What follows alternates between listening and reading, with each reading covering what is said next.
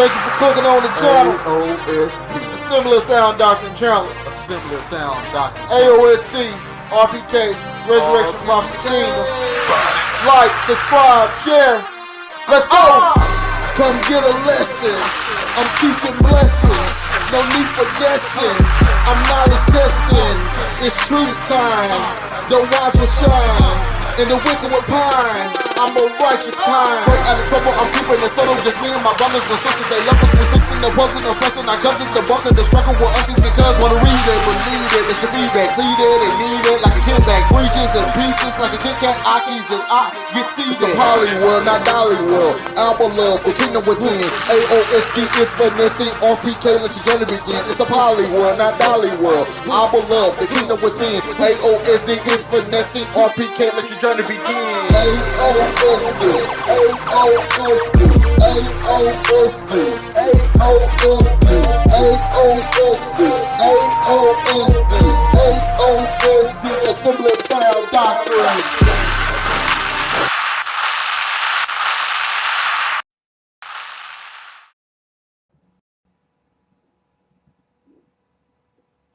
Let's see how this is looking. I am back in my new location, so let's see how it sounds. Okay, sounds pretty good. All right, let me add my people.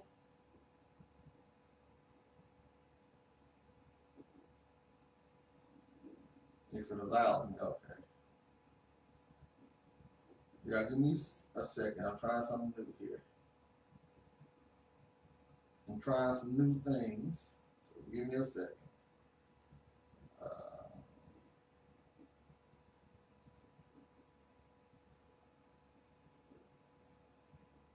Sorry, y'all. This is a lesson, but it's also going to be a test run. So give me a second.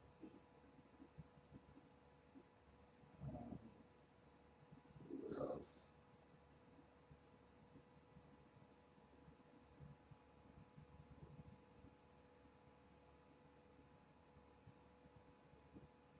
Somebody else is wanting me to tag on.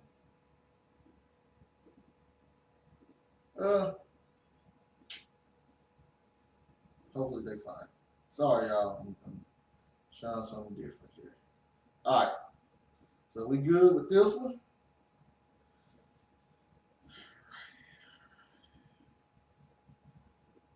I'm trying a new avenue. So I'm not gonna know if the stuff is gonna cut off or not, per se.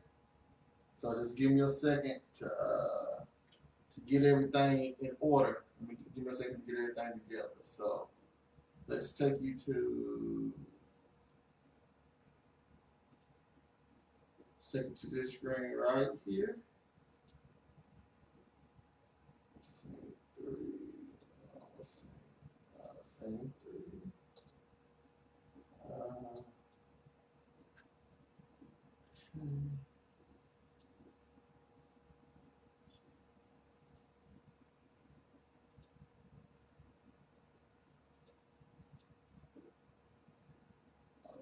Sorry, y'all. Alright, hopefully that's it right there.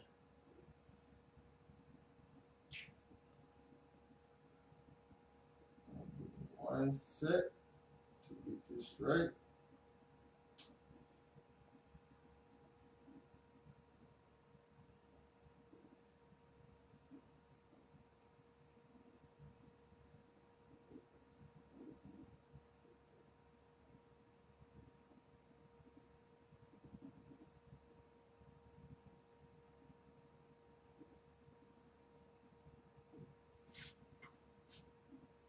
Alright, got that one straight right there.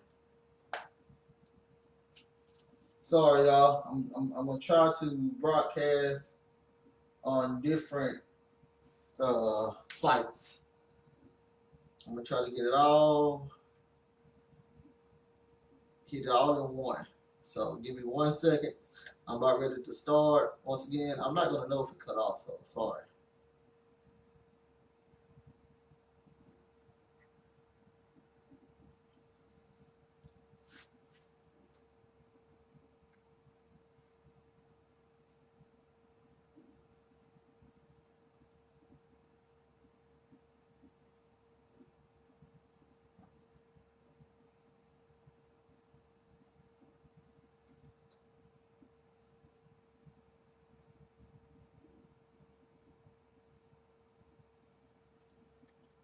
I'm about done, about ready to start.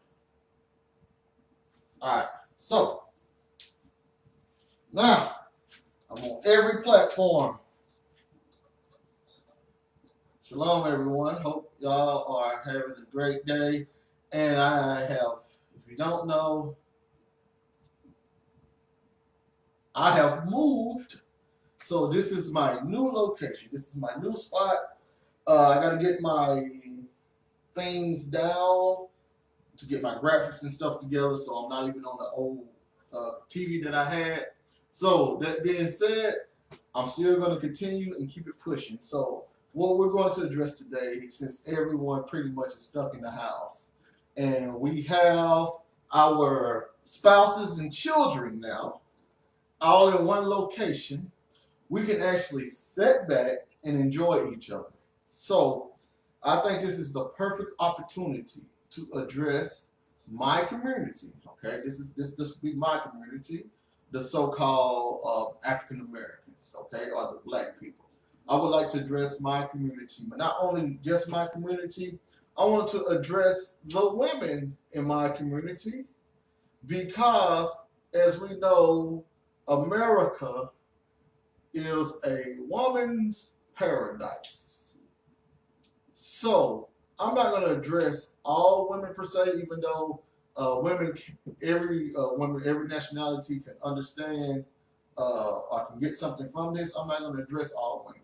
I'm just going to address the people in my community right now. And if you can get something from it, then get something from it. And if you can't, just keep it pushing. But I'm just going to address my community.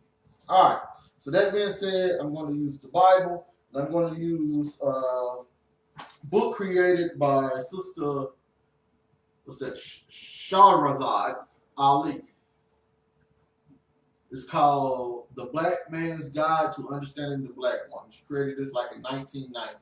So I will be using her book also to give an explanation. But first thing first, everything y'all know I'm a Bible man, so I'm gonna keep it biblical first. So let's talk about the Bible. Let's look at the biblical aspects of actually dealing with quote unquote the black woman. And we know everything started pretty much in Africa around that area. So now, you can do the whole, it was actually Israel, Jerusalem thing, but if we talk about continent-wise, everything started in Africa. So this would mean that anything that you read in the Bible dealing with the beginning of civilization all the way through is pretty much pertaining to black people, and then the white people actually came in later, and you can see them coming in through, the Greeks and the Romans later on inside of the Bible when we get into the book of Maccabees as well as the New Testament.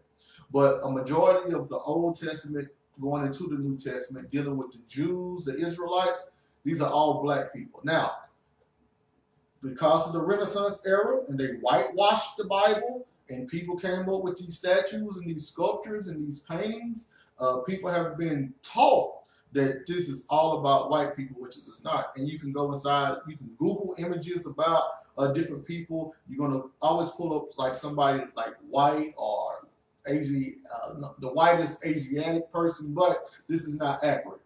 The people in the Bible was black, dark, they look just like us. 9 times out of 10, we are actually descendants from them, but that's a story for another day. So what the Bible is addressing, it's addressing black culture. Once again, it's addressing the culture of the black people, how it originally started.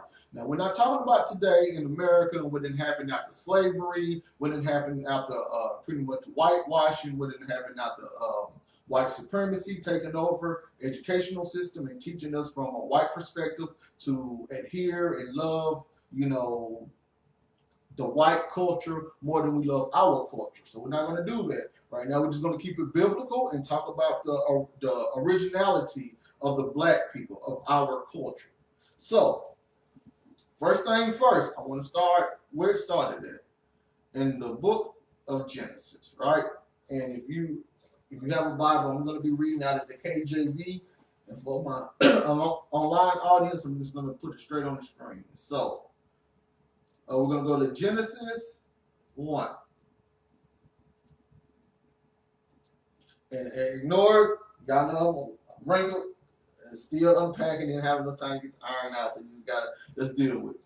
With Genesis 1, and I want to start at verse 27. And we're going to read 27 and 28. It says, "So God created man in his own image. In the image of God created he him, male and female created he them." So now this will be the beginning of civilization. So what we're looking at right now, we're looking at the creation of the first quote unquote black race. Now, if you go into Josephus and stuff, they would say that he actually looked like more like clay, reddish clay. But if you compare the reddish clay to the skin tone of black people, it's just going to be a lighter brown. That's all it is, not literally red. So this will be the quote unquote creation of the black race. So God created man in his own image. This will be the spiritual image, not physical. So in the image of God created he him, male and female created he them.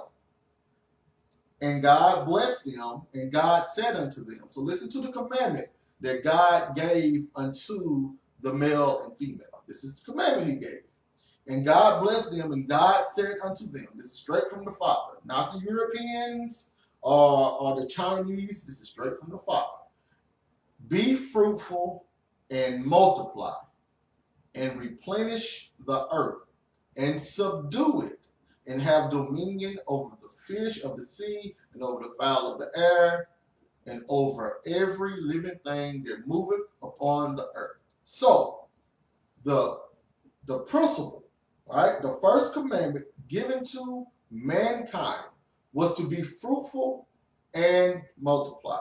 So what this does right here is get rid of pretty much the notion of homosexuality and all the other stuff, because there's no multiplying in homosexuality. This is two sexes that cannot reproduce another human being. So that was not the original commandment given by the Most High. So he told them to be fruitful and multiply. Notice he did not put any restrictions at all upon the cause of how they're going to be able to be fruitful and multiply. This is what man did. The Father did not put any restrictions. He told them to have dominion. And that having dominion is allowing them to set up pretty much the government how they want to set up the government. He just wanted them to be fruitful and multiply. That's the goal of the earth. That commandment always stands. Be fruitful and multiply. Okay. So now, you see there's no restriction there. So, once you go to Genesis 2,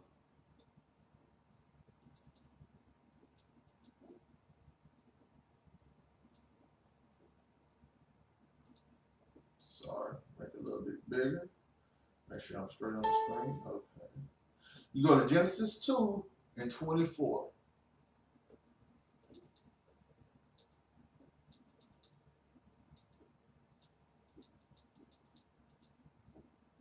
We can start at 23.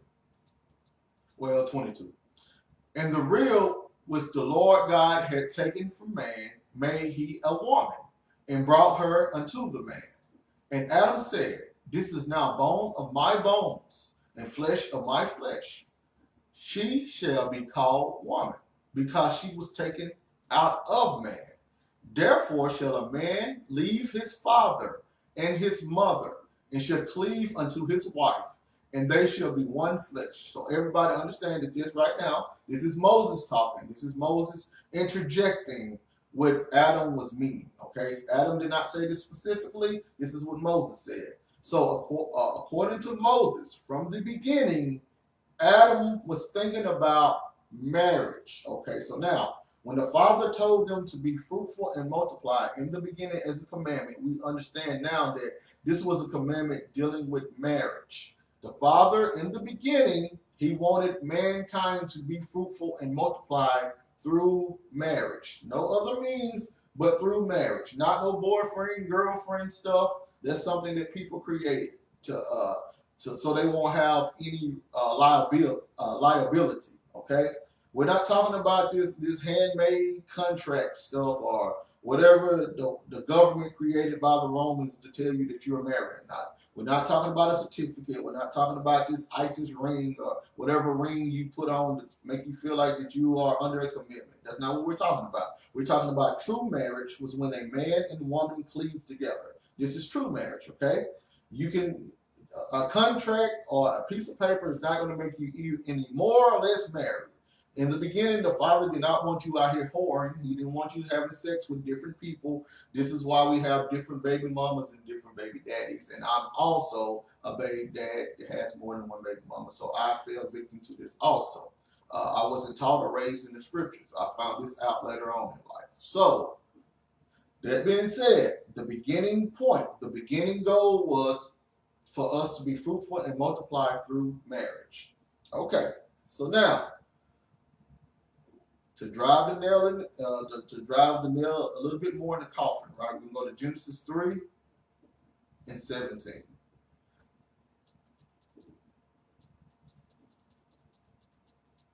And listen to the punishment. Okay, so now, the father told them to be fruitful and multiply. We all know that, right? But he created Adam, and Adam was the one that was supposed to lead. He was the one that's supposed to name the animals and all that stuff. And through the guidance of Adam, then they was going to have dominion over the earth. So this is the punishment when Adam took from the forbidden fruit. Genesis 3:17. And unto Adam he said, because thou hast hearkened unto the voice of thy wife, and hast eaten of the tree of which I commanded thee, saying, thou shalt not eat of it, cursed is the ground for thy sake. In sorrow shalt thou eat of it all the days of thy life. So we see right here, the father had a problem with Adam hearkening to the voice of his wife.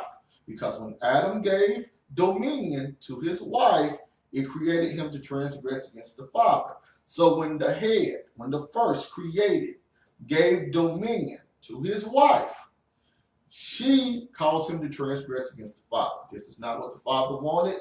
This is why Adam was cursed. This is why mankind got cursed, because he asserted his authority to the woman. So for everybody, I know America is a woman's world, okay? I know everything over here is pro-women.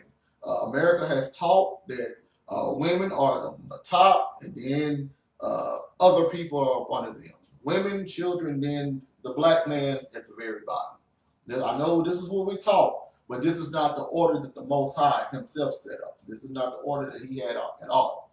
So the problem was Adam, he listened to his wife, and then he transgressed the Lord. So this should tell you more about the power structure on how the Father wants things compared to how mankind does things. So let's go to, let's side over real fast. Let's go to Matthew. I want to show you something in Matthew. Matthew 19. Now let's go 7 to 9, because we already read that a man should cleave to his wife, right? Leave his father, cleave to his wife, and all those things. So now you go to Matthew 19. You start at 7, right? It says, well, we're going to start up. Let's start at verse 3. The Pharisees also came to him, tempting him, and saying unto him, is it lawful for a man to put away his wife for every cause? So now, everybody understand, the point of this conversation that the Pharisees was having with Christ dealt with divorce. In the beginning, the father wanted everything to go through marriage. Now they're asking a question about divorce. So this is how Christ responded about divorce. And he answered and said unto them, have ye not read that he made them at the beginning, made them male and female, and said, for this cause shall a man leave father and mother, and shall cleave to his wife, and they twain shall be one flesh. So this man and woman coming together, creating a union. Okay? Wherefore they are no more twain, but one flesh. So you can't look at them as two different people. They are now one unit. Okay? What therefore God had joined together, let no man put asunder. So this is dealing with divorce. In the beginning, the Father has created. Well, before I even go to that, let me keep reading and I'm going to explain. They say unto him, why did Moses then command to give a writing of divorcement and to put her away? So now we see the obstacle here. We have a commandment from the Father, and then we have a commandment from man. Okay? So the Father set one principle, and then mankind, or Moses came with another principle. But there's a reason why Moses came with this principle. And then you go to the next verse, it tells you. And he said unto them, Moses, because of the hardness of your hearts, suffer you to put away your wives. But from the beginning, it was not so. So now, he let it be known that Moses himself, he the one created the divorcement because of the way that you guys were acting, as in the Israelites. How you guys was acting, this is why Moses created divorces. But from the beginning, the Father did not want you to divorce. Whoever you started with, that's who the Father wanted you to end with. Once again, whoever you started with, the Father wanted you to end with that person from the beginning. The Father is the one who helped create these unions. He the one to put all the work in, making sure that you get a mate that's compatible with you. So, when he put it together, nobody is supposed to take it apart, put it asunder. These are for my people that, just listen to the law of the land. We got to follow the law of the land. We see here that the law of the land was going against the principle of the Father. So if the law goes against the principle set by the Father, you do what the Father says. But now, verse 9, and I say unto you, whosoever shall put away his wife, except it be for fornication. So that's the point right there. And shall marry another, committed adultery, and whoso married her which is put away doth commit adultery. And his disciples said unto him, if that the case, if the case of the man be so with his wife, it is not good to marry. So his disciples understood what he was saying. The disciples was like, so you mean to tell me that a man is supposed to be stuck with that woman forever? Through all of the bickering, through all of the stuff, all of the arguments, all of the nags, we just can't separate her and put her away? We got to stay with her? They said, well, it's good. It would be better for a man not to even get married if that's the case. But Christ gave the stipulation. The only way you can put a woman away is through fornication only. Because y'all are cleaving together, being one flesh, one union. If she steps outside of that union, then she has cleaved into another flesh, right? So now she is a part of two different fleshes. And that wasn't the order from the beginning. Every woman is supposed to be a part of one flesh. Now notice, he's making a distinguishing. It's distinguished between man and woman here. So, and whosoever married put her away that committed adultery. So, during that time, if a man put away his wife for no reason, it has to be for fornication, okay? She has to cheat. Once again, the man can only put away his wife if she commits fornication. That's the only way a man can put away his wife, okay? You can't be mad at her. You can't be upset at her. She can't do this. She can't do that. Unless she commits fornication, you are stuck with her forever, your whole entire life. This is the order of the Most High. This is what Christ said. No matter what the preachers in your church tell you, no matter what you tell yourself to make yourself feel better, you cannot put away a woman unless for fornication. Another thing is you can't be out here whoring and having sex with different women, and women can't be having sex with different men, because contrary to popular belief, this is an act of marriage, okay? The contract does not create the marriage. The union, the cleaving together is what creates the marriage. So once you put your manhood inside of her womanhood, you guys are married. So you see what's going on in today's society? A lot of people are married to a lot of people, and there's a lot of fornication, a lot of iniquity going on because how many body counts you have and how many men have she slept with, and etc. This is why we needed Christ, everybody, because of this stipulation in today's society. But we see it right there in the open. Only way you can get a divorce is through fornication, and from the beginning, the Father wanted you to be fruitful and multiply through marriage. Okay, so now we're talking more about the black woman in our household, right? And like I said, any woman can benefit from this, but I'm concentrating on my people, which is the black woman. We're all my people, but I'm talking about my particular race, or who they label a race. So now let's look at some good things about the woman, right? Proverbs 18:22. This is from the Wisdom of Solomon. He said, "Whoso findeth a wife findeth a good thing, and obtaineth favor of the Lord." So now, if you become married, right? If you gain a wife, it is called a favor from the Most High. He has given you a favor. Once again, whosoever findeth a wife findeth a good thing and obtaineth favor of the Lord. So that lets you know that to have a wife is good, and it's a blessing from the Father. And we see this actually in Genesis 2 and 20. This is what was going on here. Genesis 2 and 20. And Adam gave names to all cattle, and to the fowl of the air, and to every beast of the field. But for Adam, there was not found an helpmeet for him. So notice, Adam was able to have dominion. He named everything, but he could not find that mate.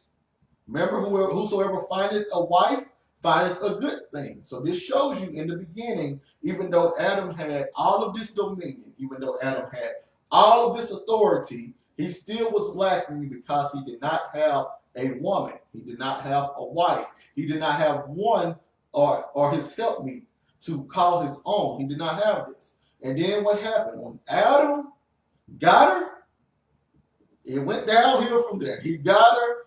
The first thing he did was he gave his authority over to her. She got him to transgress, and then the curses came. But in the middle of all of that, Adam was still and called her, she's Eve. She's the woman.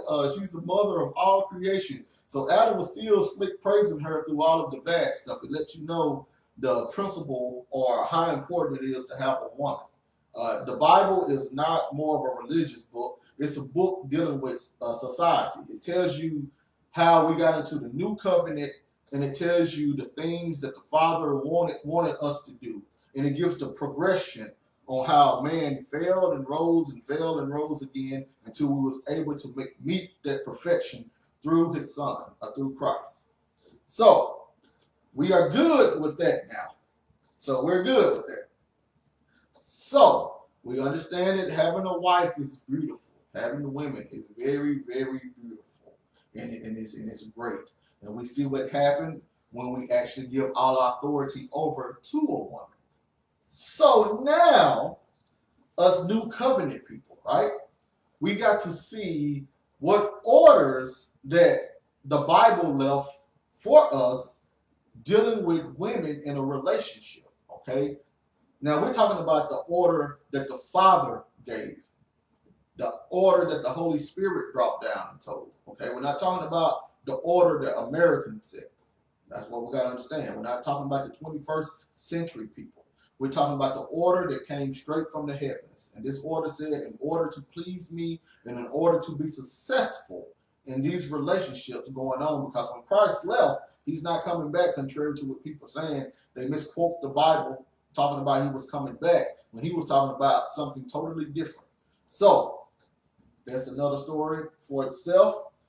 But let's get right into the bread and butter. Now, women, we're going to touch on you now because we see in the beginning, we see an instance of what happened when women get power and over their man. When a woman gets power over their man, we see how it can turn out.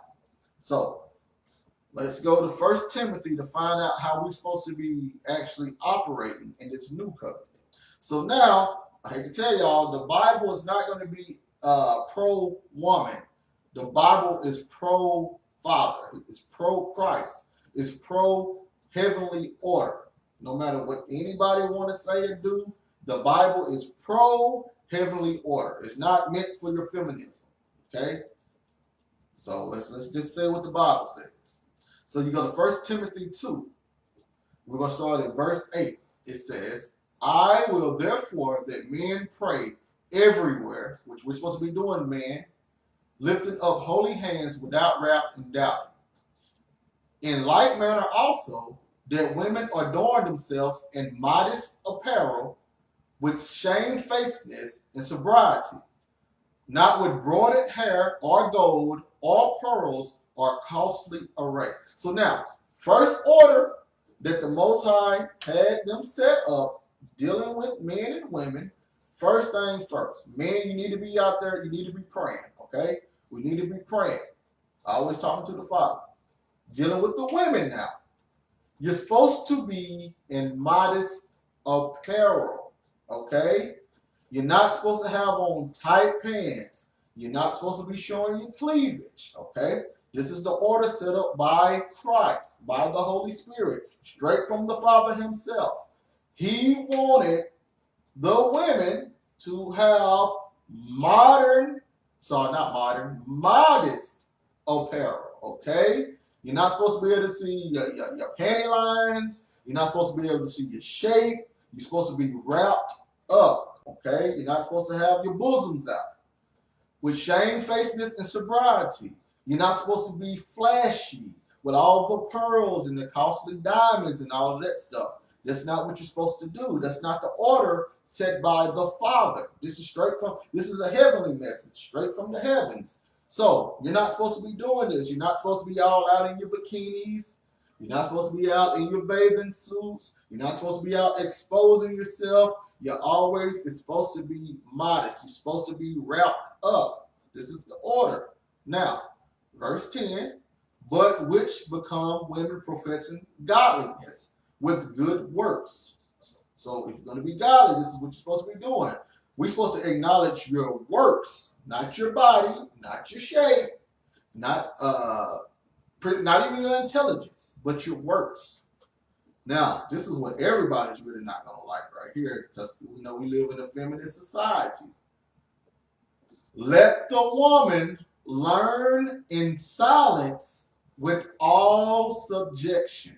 Okay? Once again.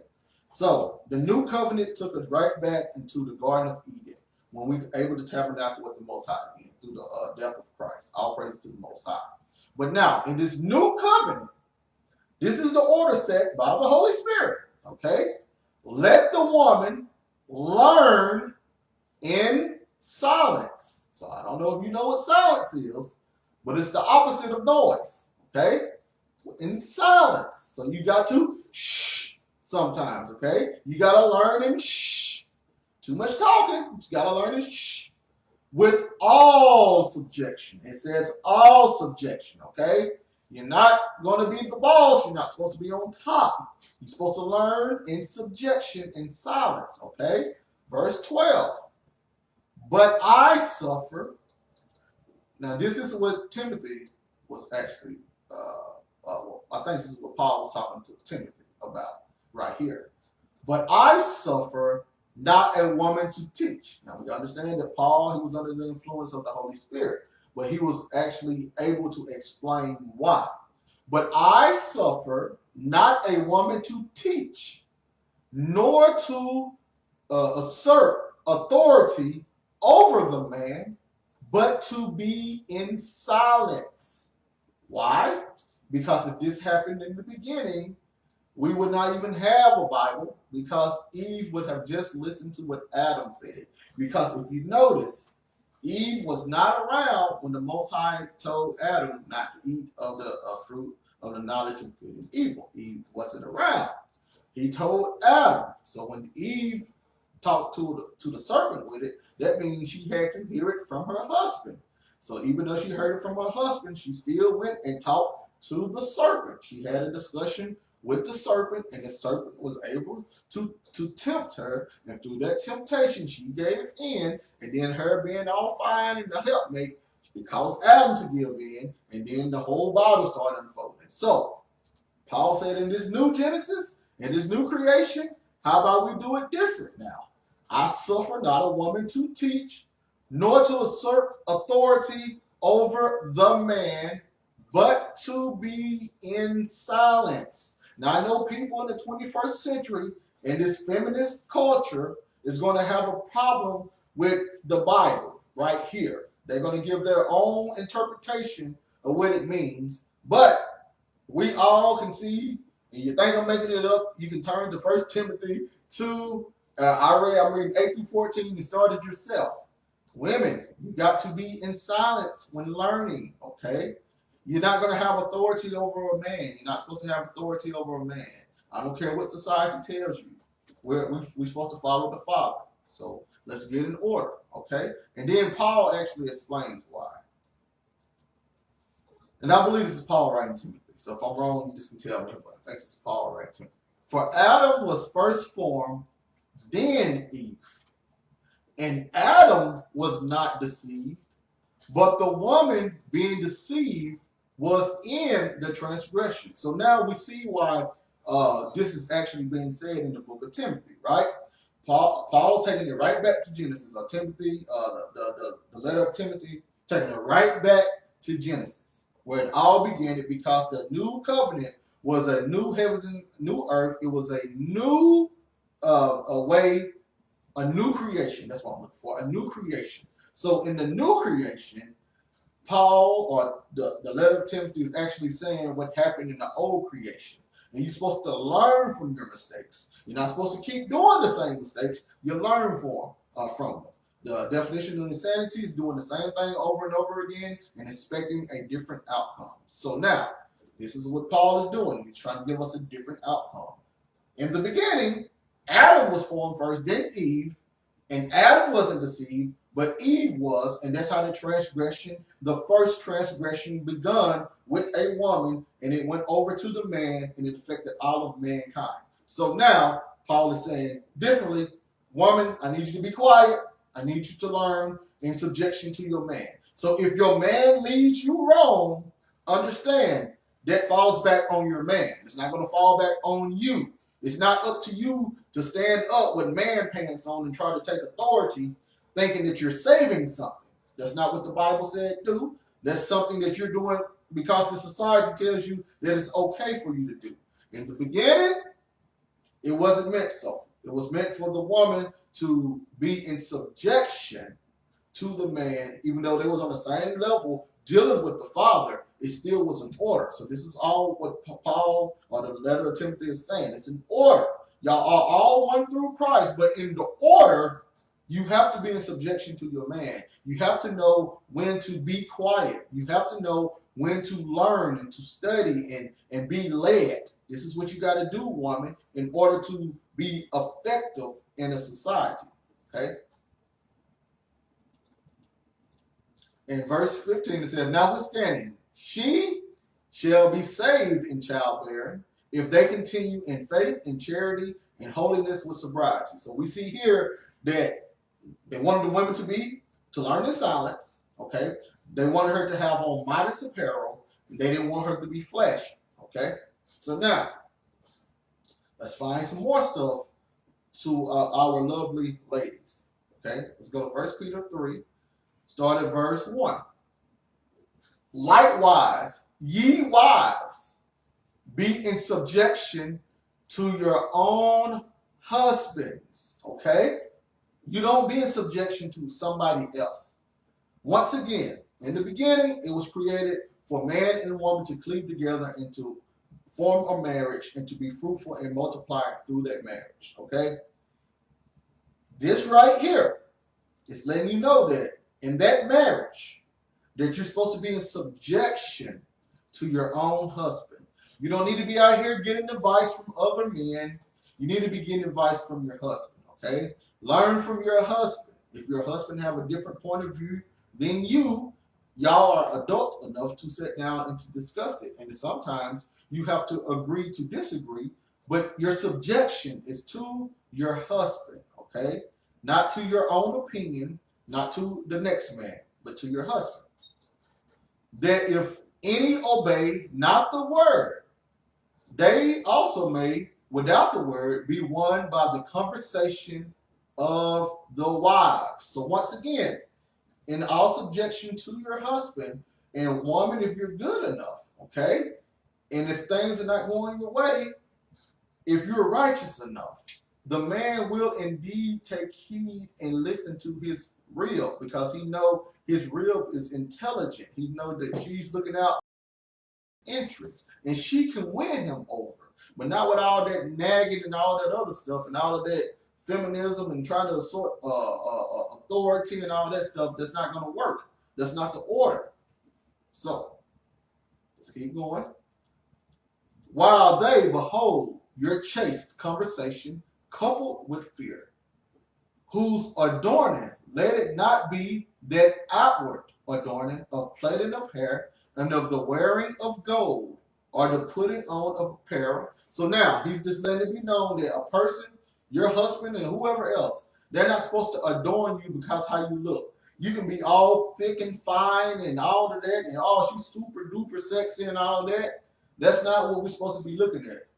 Your husband's supposed to be looking on what's your inside. Everybody's supposed to be looking on what's on the inside of you, which is another reason why you're supposed to be modest and you're supposed to be hidden up. We're not supposed to go to your Facebook and all of that and see all of the things that you have that's only supposed to be shown to your husband. That's not what's supposed to be going on. We're not supposed to see it in public. Y'all know, y'all see them Arabian women. That's how you're actually supposed to be wrapped up. I mean, you're supposed to be like that.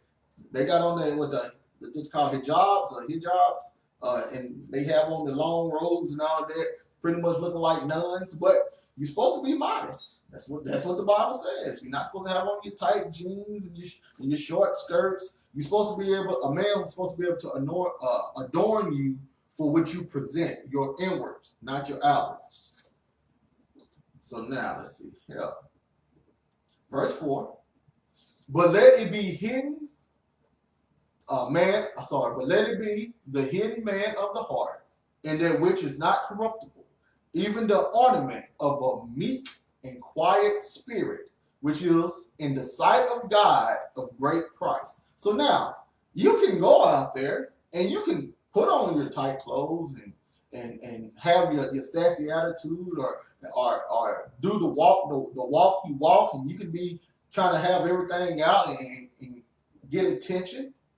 But that's not what's considered great to the Father. So I don't know why you're in the world. You might be in the world for your self-pleasure, but I'm here to please the Father. So now it says here, a meek and quiet spirit, which is in the sight of God of great price. So if you want to please the Father, you're going to be modest in your works, which you bring inwardly. What you have inwardly and bring outwardly is what pleases the Father. That's a great price to the Father, not your assets. So now, verse 5, for after this manner, in the old time, the holy women also, so notice called them holy women also, who trusted in God, adorned themselves, being in subjection unto their own husbands. So once again, the women was in subjection to their own husbands. Even as Sarah obeyed Abraham, calling him Lord, whose daughters ye are, as long as ye do well, and not afraid with any amazement. So you will be the daughter of Sarah if you are in subjection to your husband. So now, notice what Sarah did. She was in so much subjection to her husband that she referred to him as Lord. She called him Lord. Now, which one of you women out there address your husbands as Lord? Which one of y'all has came under the subjection to your husband and able to call him a master or Lord or king or prince or anything that has a title? When the last time y'all did that? Because these are what holy women was considered. Where are these women at? Where's these type of women? Does these type of women exist in the 21st century? Because this is the order. This is what the Father likes right here. Okay? And notice, the Bible always addresses how the woman, especially in the New Testament, was supposed to have subjection to her husband. Notice, it's not saying that in all things, husbands, subject to your wives in all understanding and lean to her understanding and be under her wing and let her follow and follow her wherever she goes. No, it puts the men in the hot seat because the men are the rulers. They're supposed to be the one that's ruling the household. They're the kings of the castle, and the women are supposed to be in subjection to them. And the women are supposed to have ruler over the children. You know, it's the father, it's Christ, it's the husband, the wives, then the children. That's the order. So now, let's address something where now this is when it's going to get off because people is not going to like this point. When the goal was to be like Sarah. Sarah was in all subjection to Abraham. Now, once again, the people of the Bible, this is a black book, black, melanated book, okay? When the other races got the book, they whitewashed it and turned it to their history, but it's really our history. Now, that being said, they can learn from our history and they can adapt our history, but we're not supposed to adapt their culture and try to learn the Bible from their culture. We got to learn the Bible from our culture because it's our book.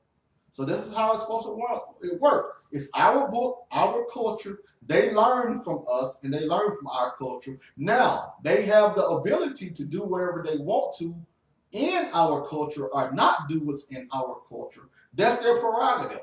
But they don't have the authority to say what we can and can't do in our own culture. They don't have that authority. No nation does. We are the only ones that have that authority. So, that being said, let's see what Sarah done. Okay? Go back to Genesis because we got to be daughters of Sarah.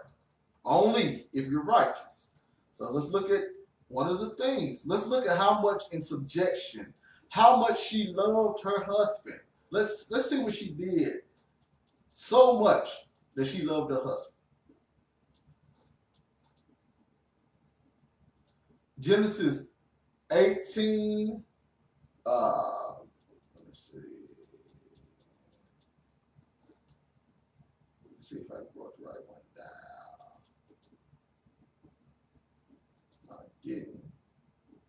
Hold on, let me find it real fast. Oh, no, sorry, that was it right here. Genesis 18:12. They're just showing that she called him Lord. Therefore Sarah laughed within herself. And it shows you that in the first century, these women started getting off. This is why Peter had to go back to this to let them know some of the order that was going on, because at this point they had been Hellenized and they had started listening to the Greeks and later on to the Romans about how to handle things. So Peter was going back to the original culture before we got Hellenized by the outside nations. So now, therefore Sarah laughed within herself, saying, after I am waxed old, shall I have pleasure, my Lord being old also. So we have right here, this is just one instance, when Sarah referred to her husband, Abraham, as her Lord. That's subjection right there, everybody. That's true subjection. Now, you go to Genesis 16. Let's read something else that she did that a lot of people living in the 21st century that has learned from the Romans and the Greeks that let's see what she did that they won't agree with. Now Sarah, Abraham's wife, bare him no children, and she had an handmaid, an Egyptian, whose name was Hagar. So now back then, if you know the ancient culture of the East, you know it was always, it looked like it was a curse when a woman could not have a child.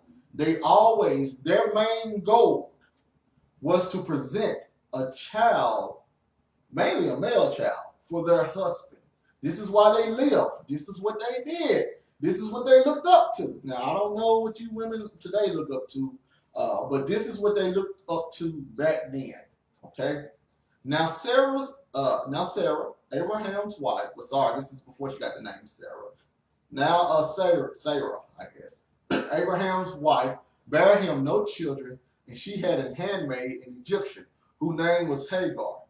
And Sarah said unto Abraham, behold now, the Lord hath restrained me from bearing. So she said, the Lord had done this.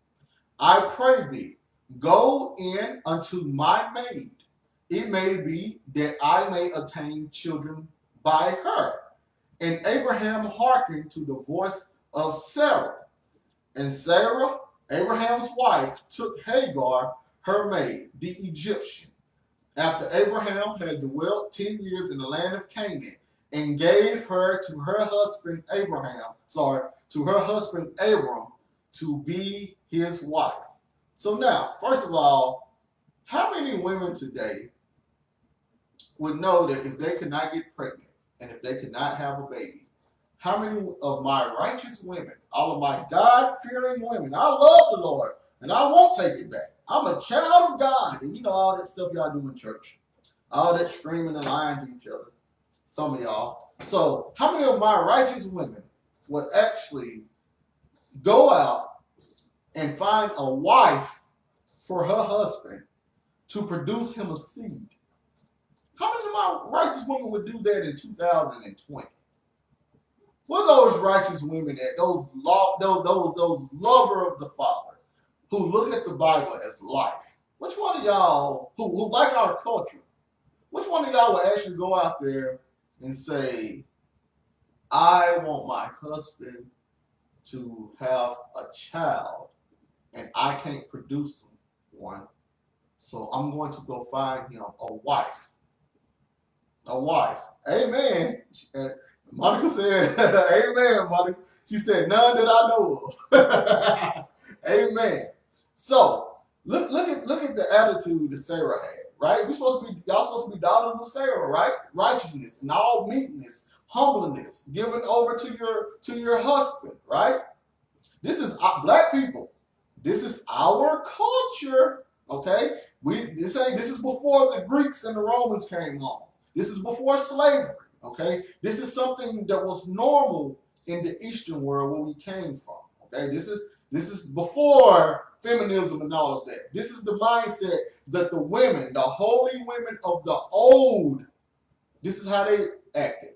She said, you know, I'm getting old and I can't produce a seed. I can't produce a child for my husband. So I'm going to give him a wife.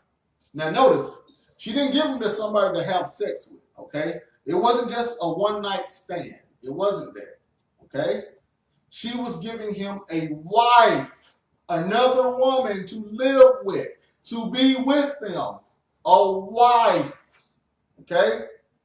Notice once again, everybody, she was giving him a wife, not a side chick, okay? Somebody that he was going to have to put effort into, somebody that she was going to see every day, okay? And I know the Bible says, you know, don't hearken to the voice of the woman, right?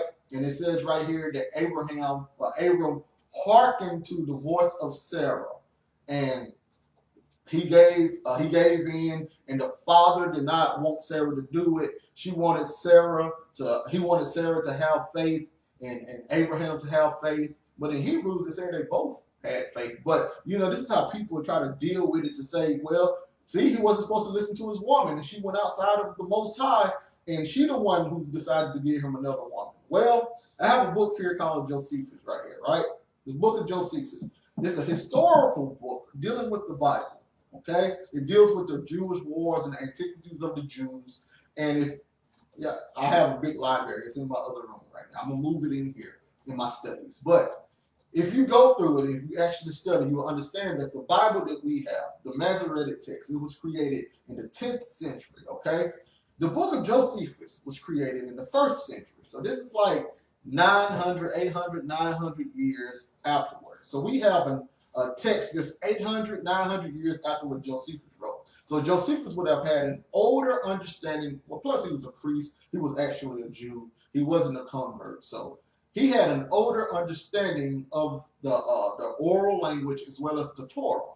So in Josephus' account, it literally says that, in fact, the father told Sarah to give Hagar to Abram. Once again, the father, it's in the book of Josephus. I did a video on my YouTube page. I put it on the screen and I showed everybody. I'm not making it up. The father, the Holy Father, he told Sarah to give Hagar to Abraham or to Abram for a wife. And she did what the father said. So that means she had even more faith because she knew that she knew Abraham was supposed to have a seed, and she didn't argue with the father. She did exactly what the father said. No strife, no fighting, none of that 21st century attitude, none of that, I can't do this, I gotta leave, I can't see my husband with another woman. No, none of that. With all humbleness, this is what she did. That's what happened. So for everybody who don't know, and we finna get into my book right now. Let me read something for y'all, and then we're gonna get into it. Okay, this is my book, Ancient Rome. Okay, Ancient Rome. If people don't know who the Romans are, I tell you and all of that, they would have a lighter skin color than us. Okay, this would be a majority of them is who we pretty much call Caucasians today.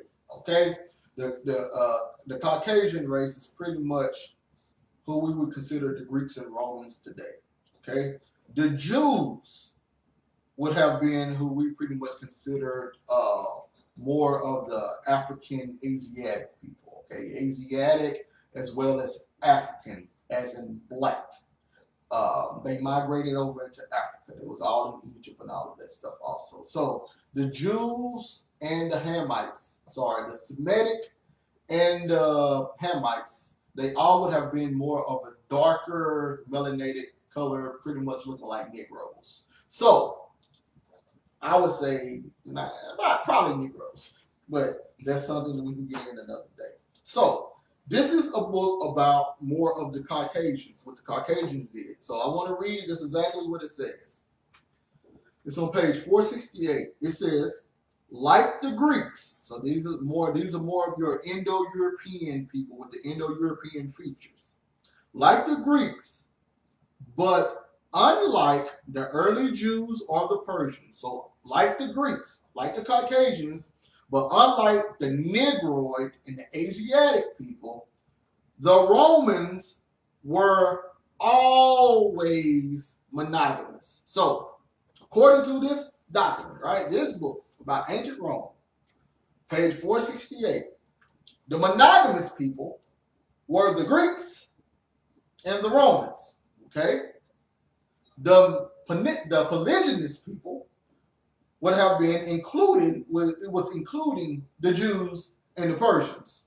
So what we have here, we have the Greeks and the Romans. They always had a monogamous society.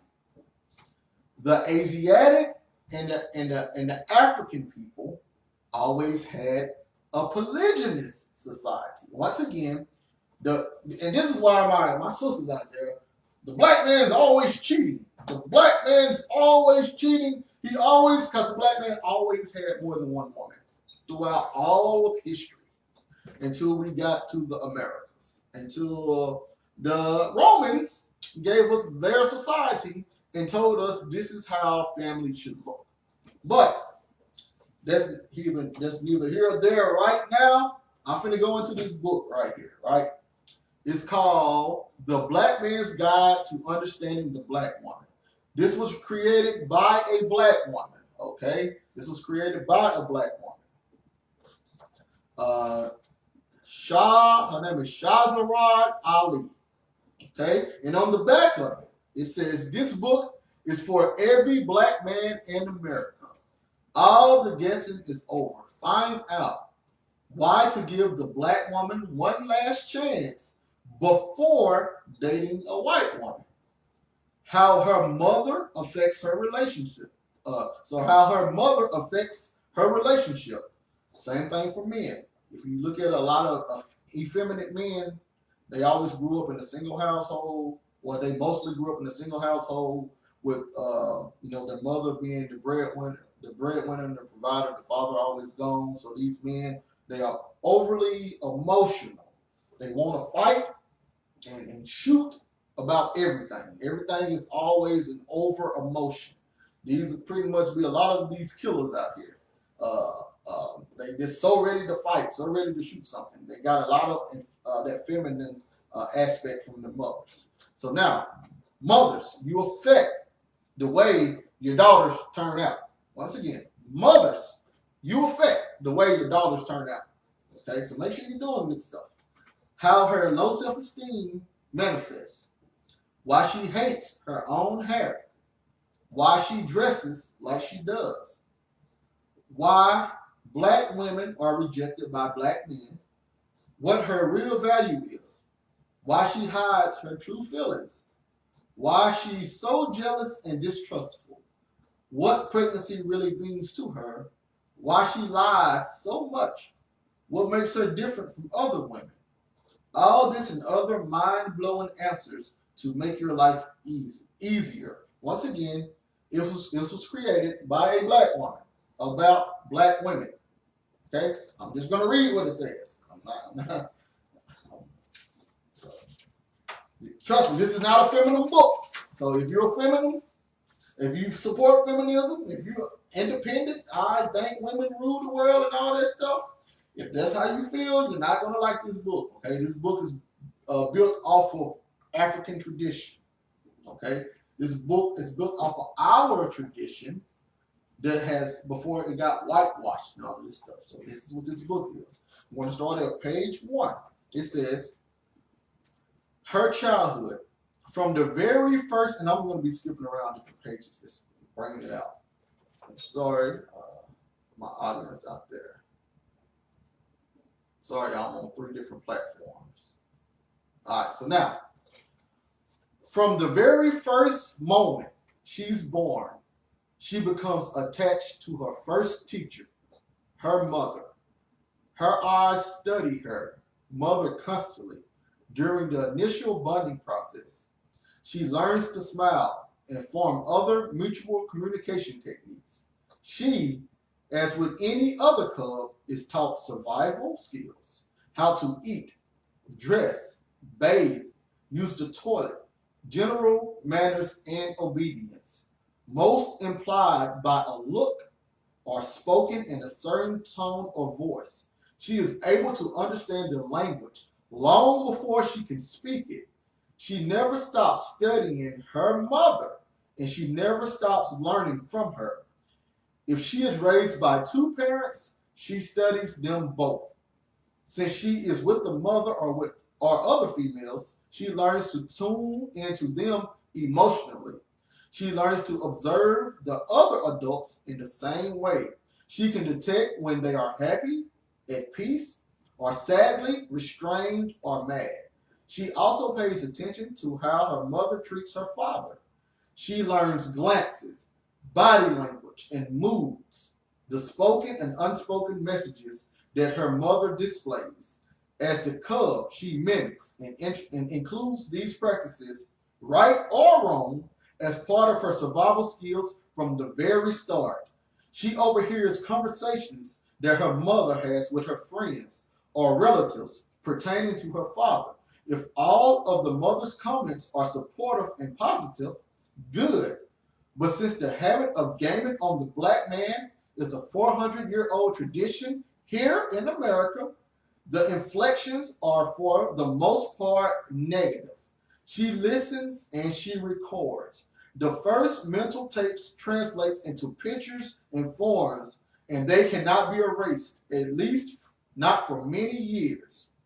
What she overhears as a small child may go into something like this. I don't care what your father said. I said, I've got to cook and clean up this house before your father gets home because I don't want to hear his mouth. Your father don't run this house. I do. He don't know what he's talking about. He don't know that I know. He don't know what he's doing. Okay, so now, and when we go here, y'all, the Bible, once again, is a book to tell us how to operate in a society. It has a lot of social morals in it that people created and made a spiritual book out of it, which it has some spirituality in it if you do it the correct way, but people can turn it into more of a spooky novel or a ghost story. So that's not what the Bible was doing. It's full of metaphors and stuff. So Proverbs 22:6, it says, train up a child in the way he should go, and when he is old, he will not depart from it. So you teach your children the things that they're supposed to know. You teach your children how to do things correctly.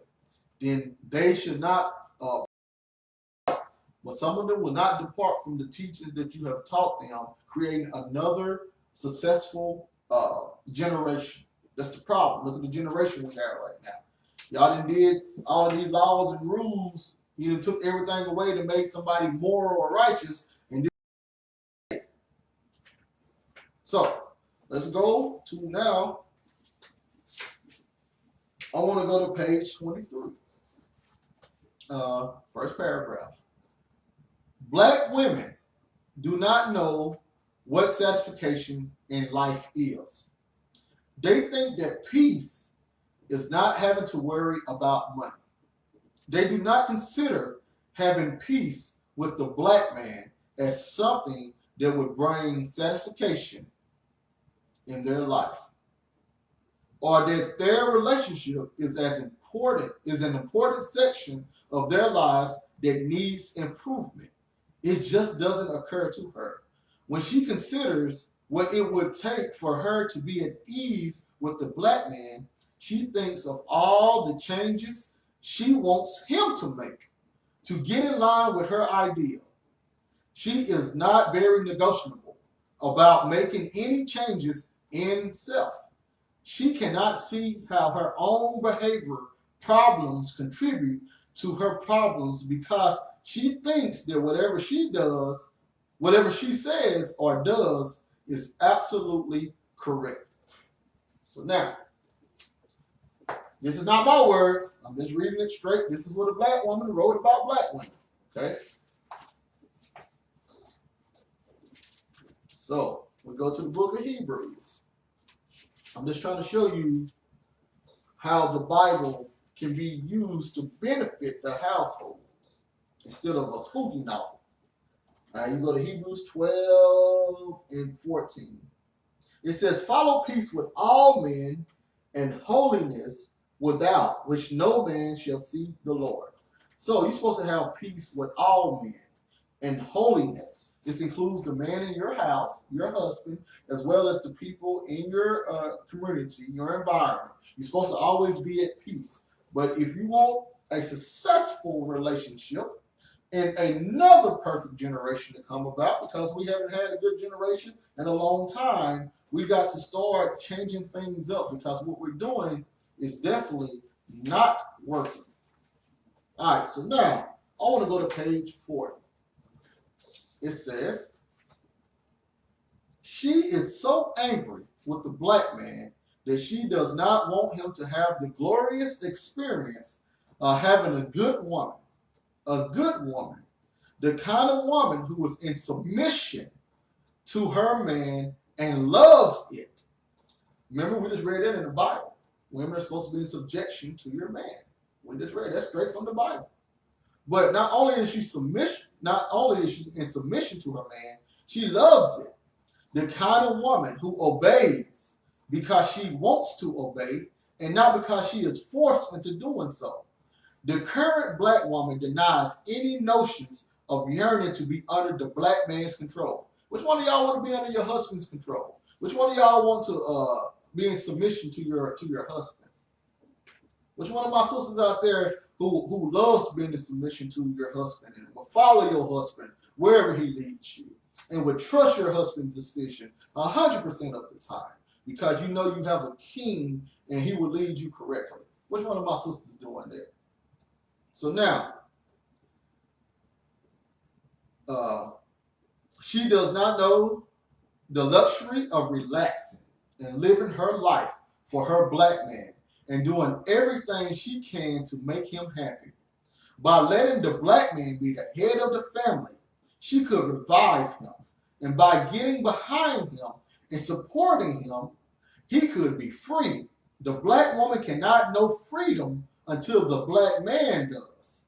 The wise say a man can rise no higher than his woman until the black woman make a conscious choice to start respecting the black man.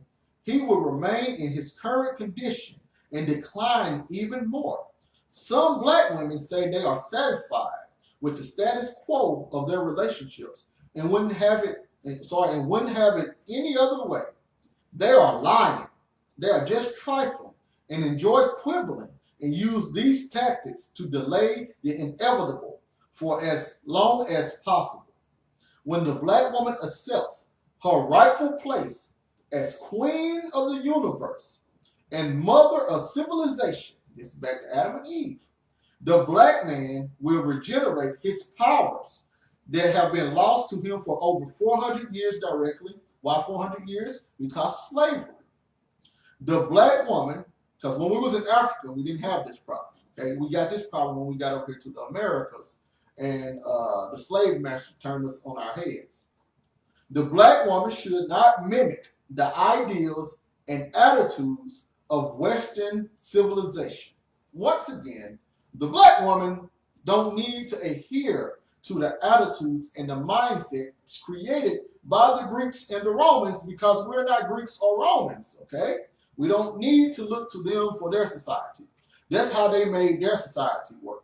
That works for them in their society. We don't have their society. We don't multiply the same way. We multiply way faster than any other race. Y'all should know that. We don't multiply the same way. We don't think the same way. We don't have the same type of children. Everything is different. So you shouldn't look to the Western world to understand how to make things work. That's the problem. The white man clearly understands that the preservation of the family order is what allows him to rule the world. This fact is not hidden knowledge. When the standards that preserve civilization are disregarded, the result is a do-your-own-thing, reckless, and disorganized existence. The domestic crime rate in America bears witness to the breakdown of the family structure and the demise of the traditional values that preserve peace between women and men. Okay, I'm just going to read a few more pages and I'll call it quick. I think this is very much important, and I'm glad that we're all home today and we can sit back and we can listen to some actual knowledge about the household. I'm going to get into my Bible stuff tomorrow. Right now, I'm going to address the household. Page 45. There is no better heaven for the black man than to have his woman in order. A black man who has a supportive woman feels good to go out to work. In his day, amen. Hey, sister, amen. I just want to say amen to all of that real fast. Let me write up some more of my frankincense and myrrh so we can get some of that heavenly essence in here. Let me read that again. A black man who has a supportive woman feels good to go out to work, and his day is productive if he is at peace with his woman. The only way the black man can be at peace with the black woman is when she is doing what he wants her to do. A black man who sees his woman trying to please him will do everything he can to try to please her. Now you see, You see how that works out, okay? Because now it sounds like, oh man, the man, it sounds like that we need to be in subjection to the man, and I ain't gonna be in no subjection to a man. I'm not no slave. Well, now we see the order. First of all, the Bible told you to be in subjection to your husbands. But even if you don't like the heavenly message, we see it right here. You do for your man, that's you if you pick the crazy man, but you do for your man, and him being a man will want to do for you. That's how the order works. So now, it says, a black man who sees his woman trying to please him will do everything he can do to try to please her. He will make a good husband and father if given the chance. A man is proud of a good woman, amen, and a good home, and it gives him the essential and confidence to be successful, no matter what the odds are out there. If he knows that when he comes home, he has the tender touch and attention of his woman waiting for him. The black man is the only one who knows what it takes to make the black woman happy, because she has no idea what real happiness is. But she's running so much interference that the black man rarely gets a chance to be himself and release the love and trust he has because of the black woman's funky attitude. The black man cannot pattern his life in such a way as to have time or memory to constantly remind the black woman that he loves her. Love is not a sentence, it is a demonstration. What year was this book written? 1990. 1990. If the black woman doubts that her man loves her, the doubt grows. It does not matter after that what the man tries to do or what he says, she will remain unhappy. A black woman who is relaxed at home, cooking, planning a loving welcome for her man, making a dress or icing a cake is far happier than a black woman sitting at home alone, under great duress, waiting on the phone to ring, trying to figure out how to find a man, or chewing her nails, or off wondering where he is. There is no comparison if contentment and happiness is the goal. The black woman's natural instincts have become so polluted and distorted that she rejected the plan that works for the one that fails. So she rejected the plan that works, and she chose the one that failed. She is on the wrong path and insists on stumbling on. All right. We're getting ready to land this ship. I got a few more. Page 62 says, at the same time, no black man is proud of a black woman who uses her education as a dagger, stabbing him into admitting her superior intelligence. At the same time, no black man wants a dumb woman who is not striving to better herself. Knowledge and wisdom is not always measured by book learning. The life experience and raising of consciousness is much more important to the black man because he is basically searching for a way to have peace. Amen. Amen. Dating.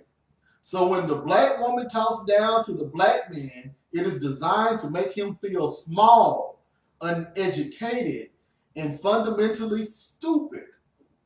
She thinks her knowledge and level of achievements mean that the black man cannot tell her anything about anything. She knows better.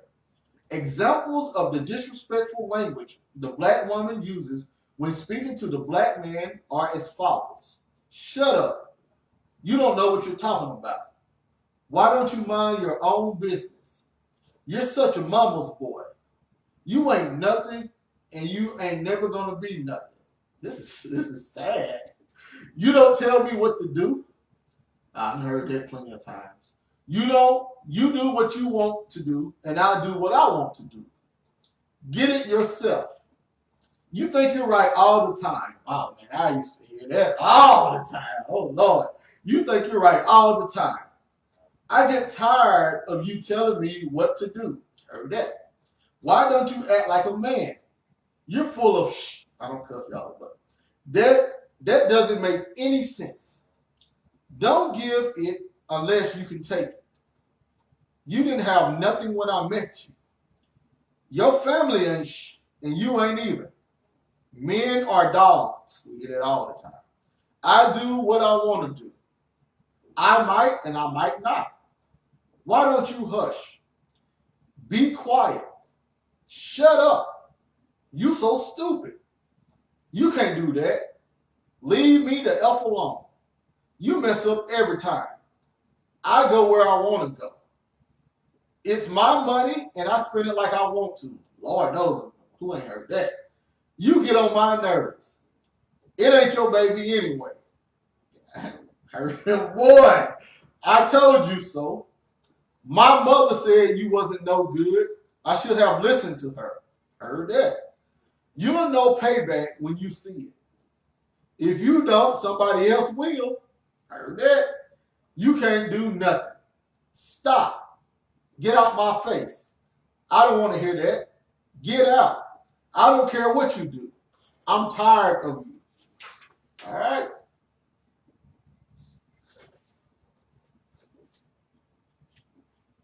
I want to segue real fast. Hold on. I want to segue real fast, and then I'm gonna go back to it. I want to, Miss Monica. I want to address real fast what you just said. You said so. Black women are the only ones to talk like this.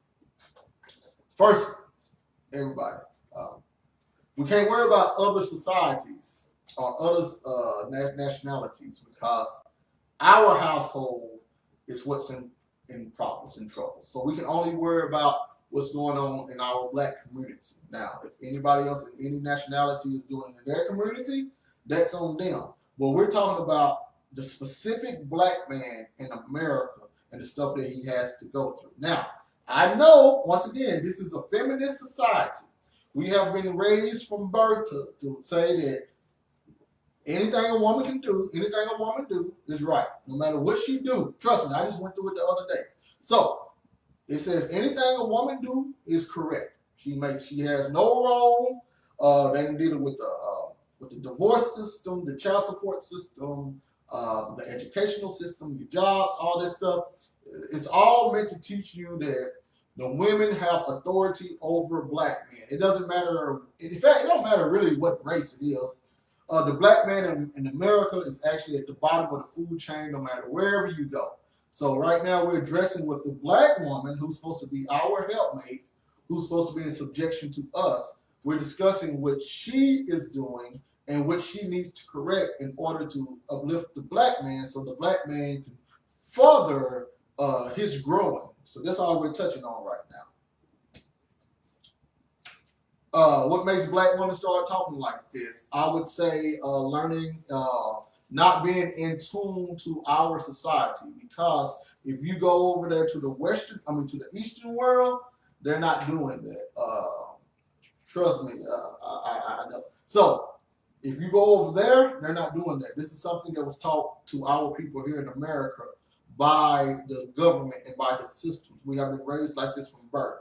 It started off with slavery when they was breaking the men, when the white man was making the black woman rely on them in order to have some type of say or to have some type of authority, and that just got passed down from generation to generation to generation, even to today. It's always taught that no matter what, because even look at it right now, I'm just reading what one black woman said about black women because she's a doctor and she has studied some of this stuff, and it doesn't sit well with everybody because it's hard to say that it's hard to admit I did some of this stuff. I'm wrong. See, everybody wants to, but this, but that, but this. We're not doing that. We're actually saying we're addressing the issue and the problem. This is the issue and the problem. No subjection. Nobody wants to adhere for what they're doing. They don't want to take and understand that they're creating or helping create the problem. And what we're trying to do is we're trying to get black men to stand up and to take their rightful place as kings. See, I don't know if y'all do a lot of research, but right now they're planning on the continent of Africa being the world power in like 200 years because of the population. So many black people over there doing so many things that keep populating. So eventually they're going to be a world power. Why you think they created this homosexuality agenda? Why you think they created this monogamy society? Why do you think it's so easy to get a divorce? Why do you think they're trying to make wives and husbands? They're trying to make people not get married. They want people not to get married. They want to show you all of the bad things of marriage, and then we can see it time and time again that literally our black women is bringing down our black men. That's what's happening. I mean, I'm not making it up. That's literally happening. So I think that we got to get some understanding that it's time to reflect on ourselves and to change ourselves, and then the man will benefit from it, and etc. If we are black women. Now I'm just reading the book. That's all I'm doing. I'm reading the book, and I can tell you from my personal experiences, with an S, but I'm just reading the book. So, page 67 now. The black man must always be the main focus on the relationship. Let me start off a little bit. When he reaches his breaking point and becomes threatening, she scurries back into place and claims she doesn't know what's wrong with him. I know black woman that I still have. Sorry, man. Well, that's what they picked the wrong man. That's what happens when you pick the wrong man. You gotta pick it. That's why you're supposed to do what the Bible says. You're supposed to court. You're supposed to court before you jump in relationships and all that stuff. You're supposed to court first. You're supposed to know his family. His family's supposed to know your family. This is why the Most High had all of this set up to stop all of it. If you do what the Bible says, you don't even got to worry about none of that. But people jump it. They do it their own way, and this is how it turned out. But I don't know too many submissive black women in America, so I had to see that. It's like that's like finding the Loch Ness monster. I ain't seen it, but yeah, I mean, it might be out there though. It says when he, and no offense to none of my sisters out there, I love y'all. I know I love y'all. Y'all beautiful to death, but in America, I have really not seen any true black women that's submissive. Now they might exist, and if they do, that's holler. Get a thumbs up or something, but. I'm just telling you from my experiences, I think it's almost like the Loch Ness Monster trying to find one. But it's always an exception to the rule. Let's see. She accomplishes, when he reaches his breaking point and becomes threatening, she scurries back in place and claims she doesn't know what's wrong with him. They've been through that plenty of time. She accomplishes these same deeds using jealousy, sex, or rebellion. When he explodes, she implodes, and she hates herself for not being able to control herself. Therefore, the black man should never allow his love for the black woman to surpass his love for himself. Amen. This is not being selfish. Amen. It is a raw necessity if he intends to survive his relationship with the black woman. He must never let her ego get out of control to the point where she becomes the main focus in the relationship. The black man must always be the main focus of the relationship. This does not mean that the black woman's needs should not be met, nor that she is unimportant, but she is number two and the black man is number one. The black man being number one and the black woman being number two is another absolute law of nature. The black woman, here we go right here. The black man was created first, Adam. He has seniority. And the black woman was created second, Eve. He is first. She is second. The black man is the beginning, and all others come from him. Everyone on earth knows this except the black woman. The only reason the black woman rejects the idea that the black man is first is because she does not think that he deserves to be treated good. If examined, she does not really know the details of why she does not want him on top.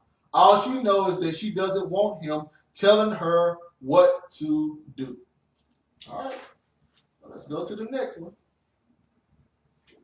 Let's keep going. All right, we're on page 99 now. Raising Children, chapter 10.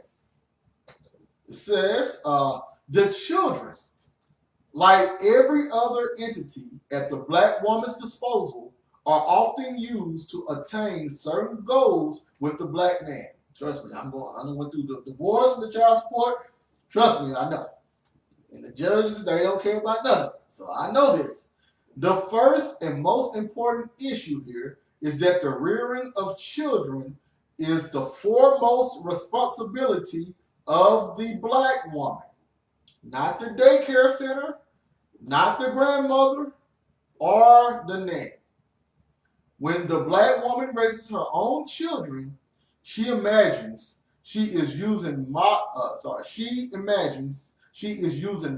methods that create a well-adjusted, well-mannered, lovely child, but what eventually creeps through, if she is not interrupted, is that she raises her own children the same way she was raised.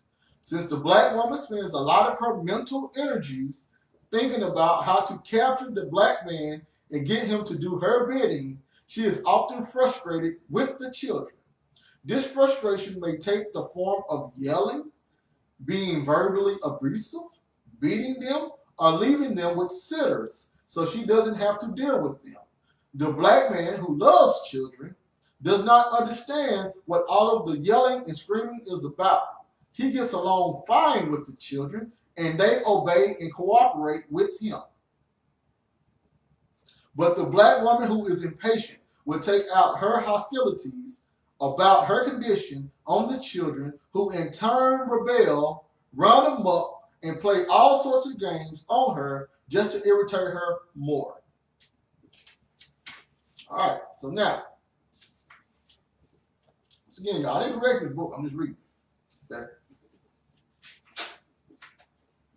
So, page 111. So, for my listeners out there, dealing with the black man in America. Once again, this is only about the black man in America, not any other continent.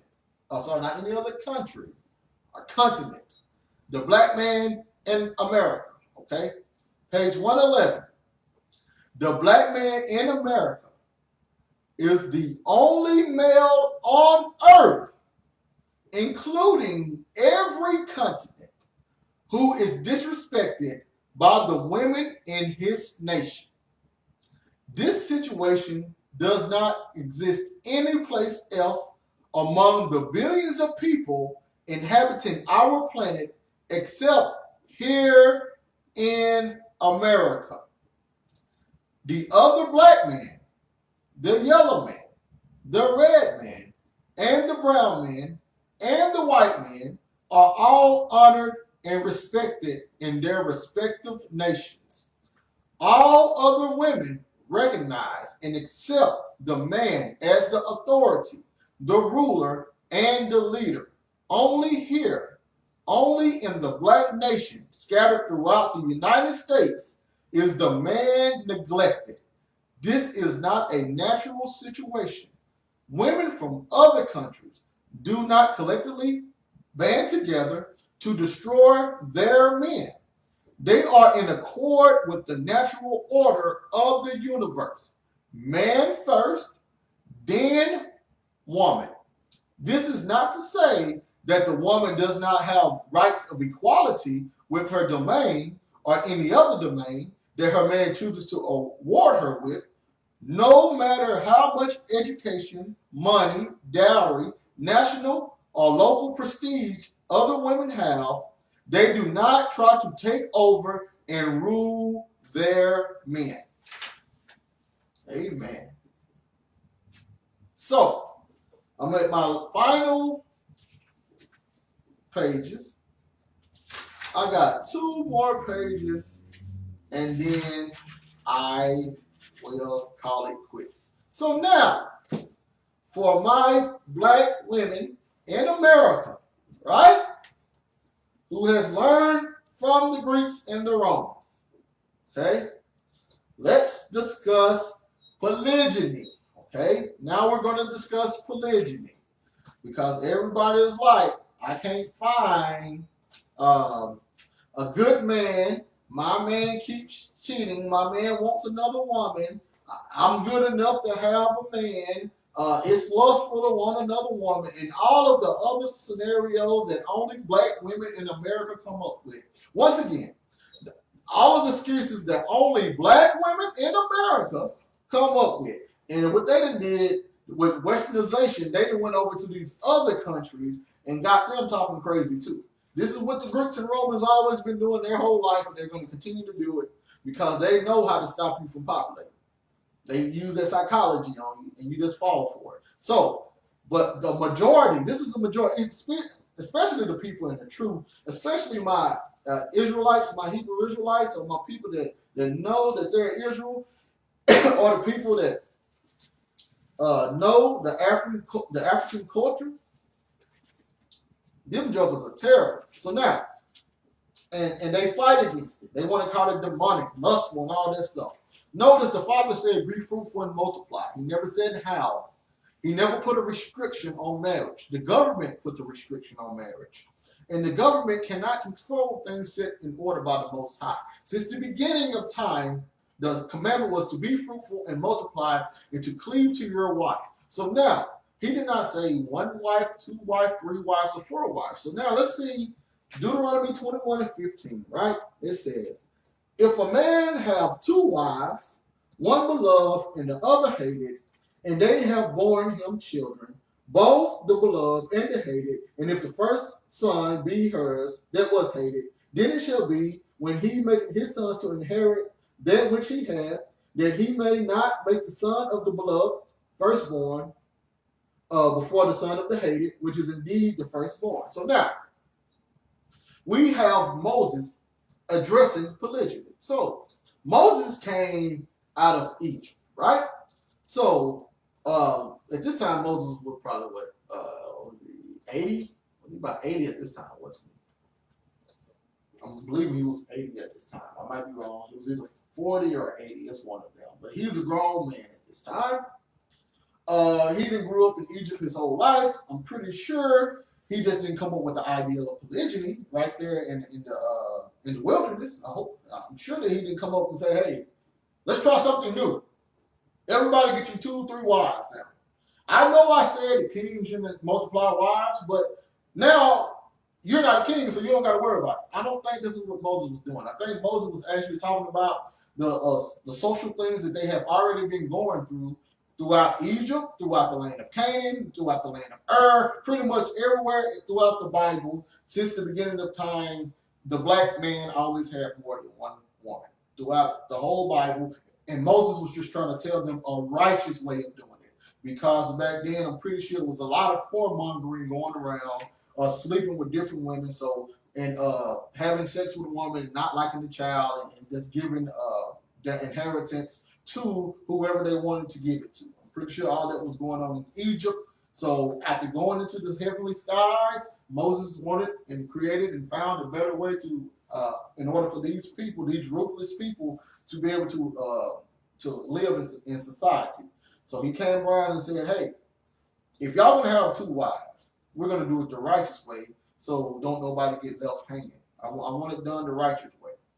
So polygyny has always been around since the beginning. The reason why people hated, this is why they hated in America and not in parts of Africa, is because of westernization. That's the only reason why. Truthfully, everybody out there who has a problem with polygyny, 100% truth is, you have the problem because you was taught to have the problem. That's the only reason why. You was taught that that way of doing stuff is beneath you, and you was taught that the perfect world is one man, one woman. This is what you was taught through slavery and all kind of conditioning dealing with white supremacy and all of that stuff. That's the only reason why. There's nothing that you came up with. It's nothing nobody else came up with. You was taught that. It's just point blank. So now, page 154, right?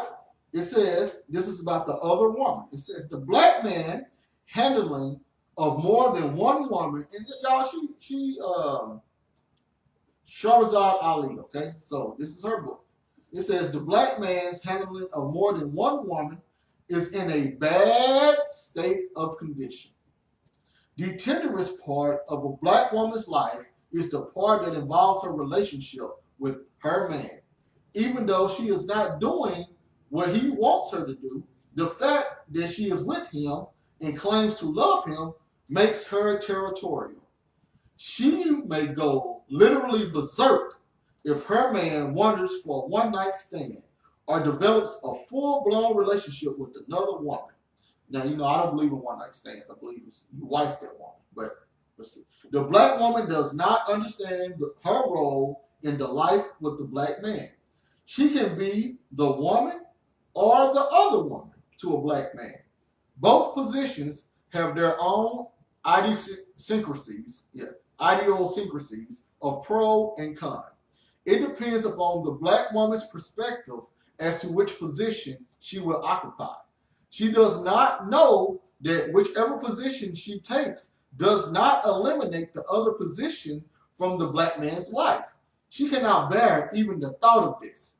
While she does not obey the rules of governing her duties as a wife, she expects her man to obey all of the rules of the marriage vows or of the monogamous commitment.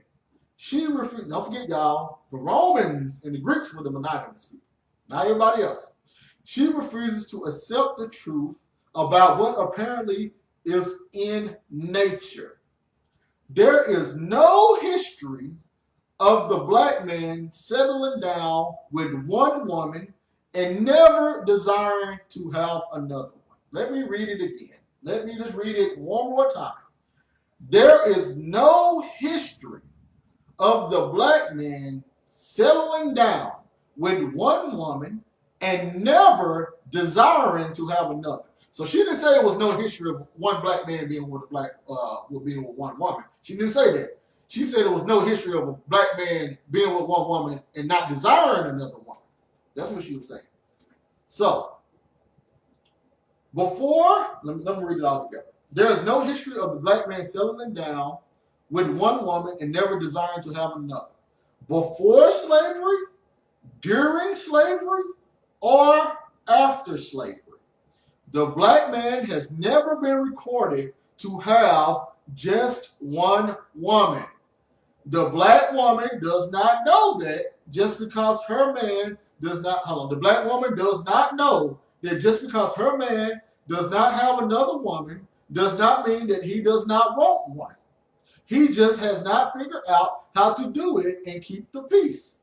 He knows for an actual fact that if his woman finds out, or even suspects, that he is interested in adding another woman to his life, she will not give him another moment of peace until he has convinced her beyond all doubt that he has either changed his mind or wasn't serious about it in the first place. She will keep him up all night if need be until he gets it straight. Since the black woman has reduced her own worth to her genitals, she also equates the black man's value with his. She has an idea that sexual intercourse has some kind of divine worth to the black man as it has to her, and that he should only reserve it for one woman, herself. The black man seemingly is under no such interpretation and is amazed that she reacts so violently to him having another woman. He knows she is jealous. She becomes furious beyond belief and may have to be restrained physically from harming him or herself. Her first charge is that you lied to me, which is followed by, why didn't you tell me? As if telling her would make any difference in her reaction. Number one, he knows he has to lie because he knows she can't handle much truth about the reality of his life, much less the fact that he desires another woman but still wants her. She calls it two-timing. She would demand all sorts of explanations, none of which will appease her distraught emotional state. Sometimes she demands the black man to tell her every sordid detail of the relationship, describe the woman, how he met her, whose ideal it was, where it happened, how many times it happened, did he use protection, and she would compare dates to see if he had her on the same day or night he had her. Usually the man will give her a portion of the answers to the questions. If he tells her the whole truth, he knows that she possibly will never recover. She wants him to explain it in such a way that proves that he was seduced by this horrible of the trump of a woman, or that it only happened one time, or that she belongs to another man anyway, and it would never happen again. She wants to believe that the sexual encounter was brief, uninvolved, superficial, and consisted of only straight sex, that it was over in a few minutes. The intensity of her reaction is based on the magnitude of the value she places on sex. If she and her man are having extremely good sex, she quakes at the idea that he had done those same things to another woman. She is subject to wreck her entire world, no matter how long the relationship has existed, based on what her man does with his sex organ. A quagmire of examples of some of her examples are, let me see here.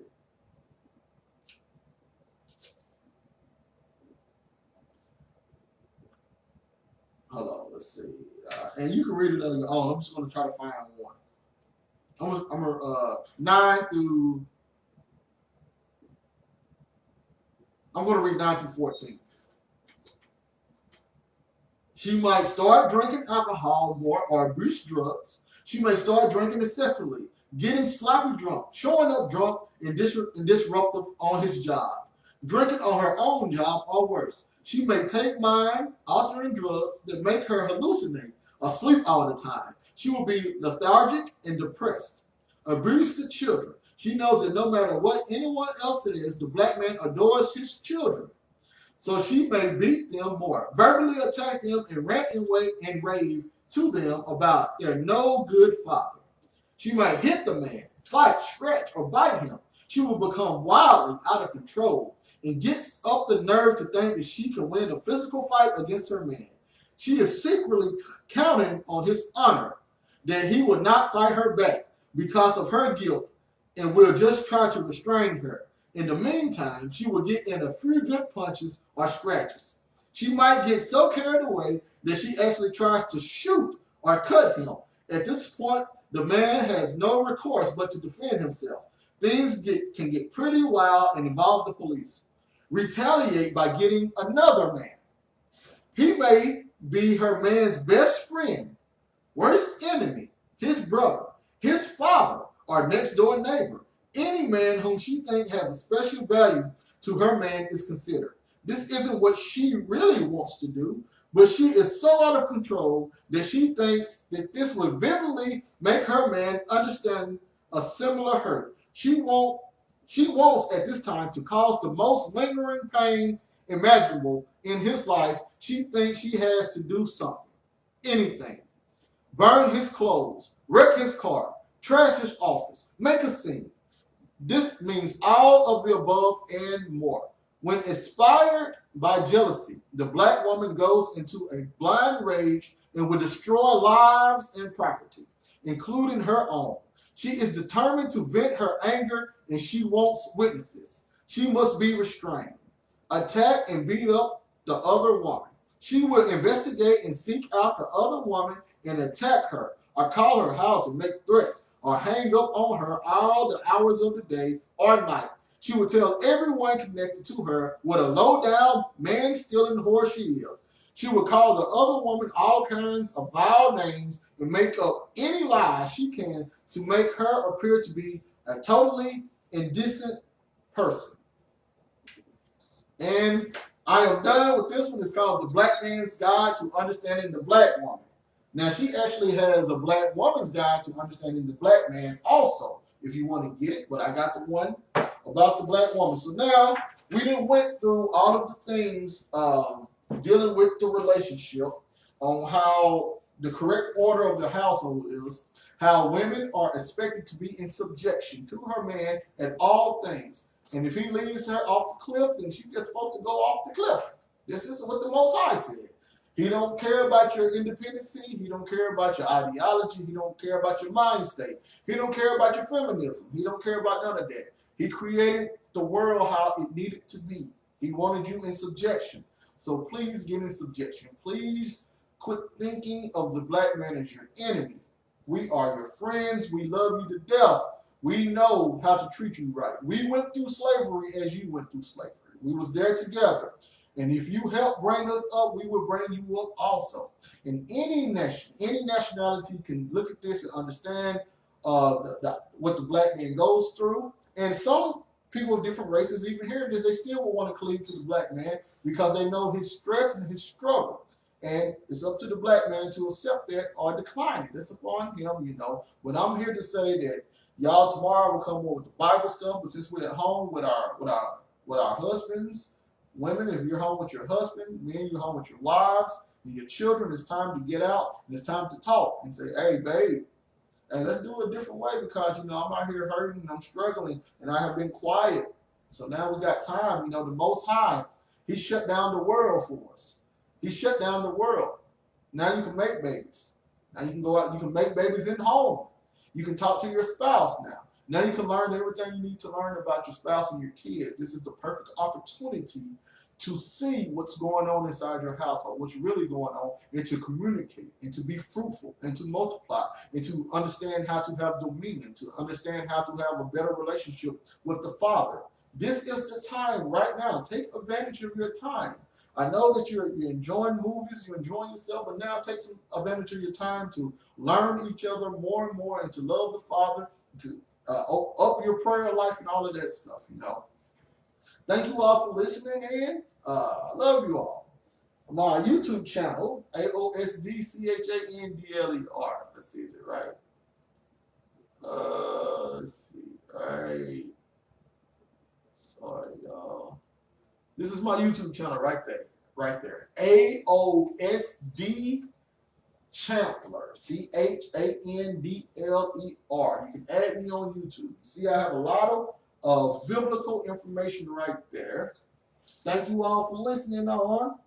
I'm finna get ready to head out this thing. Hopefully, I gave y'all some talking points that you can have with your spouses. Okay? Get it going how it should go. Thanks, everyone, for listening on. You guys have been lovely. And y'all all stayed the whole time. So, thank y'all. I'll do the Bible stuff tomorrow. I just wanted to break this out today. So, love y'all. Go back to me. Love y'all. Thank y'all for listening in. And a good shalom.